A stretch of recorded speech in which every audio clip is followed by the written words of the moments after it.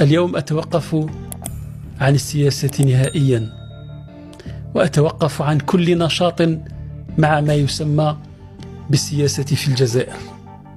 اليوم غاني مهدي مواطن حر مش معارض، لا علاقة لي بالمعارضة، وسوف أعود إلى الجزائر. وعندما قلت سوف أعود إلى الجزائر، هذا هو الذي أشعل فتيل الفتنة. قال لك كيفاش أروح للجزائر؟ روح لبلادي. دخلوني الحبس، مرحبا. خلوني حر، مرحبا.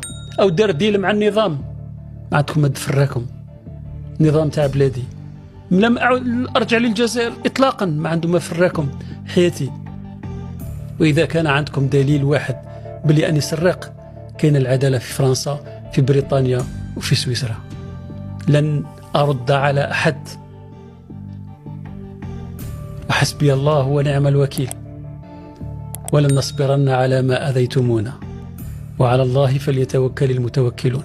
بعدما انتقد النظام الجزائري لسنوات طويلة ضمن سياسة المعارضة التي انتهجها رفقة عدد من الأشخاص المحسوبين على جهات غربية تخدم أجندات مشبوهة في الجزائر من وراء البحار، قرر المدعو غاني مهدي اعتزال السياسة، أو بالمعنى الدقيق اعتزال التخلاط ضد النظام الجزائري، بعدما تأكد بأن الجزائر اليوم لم تعد تلك الجزائر التي كان يهاجمها. وتوجه غاني مهدي عبر حساباته الرسمية وفق ما هو متداول، توجه برسالة مفتوحة للسلطات الجزائرية على أنه قرر العودة إلى بلاده الجزائر ومستعد لأي شيء يمكن أن يحصل له. وعلق العديد من الناشطين على الفيديو المتداول مؤكدين بأن غاني مهدي ربما يكون قد استفاق من غيبوبته وسوباته وقرر التوبة واعتزال الفتنة والتخلاط ضد الجزائريين. وأكدوا بأن غاني مهدي قرر الدخول في برنامج العفو الشامل الذي أقره الرئيس تبون للأشخاص الذين يريدون التوبة والرجوع إلى حضن وطنهم الأم.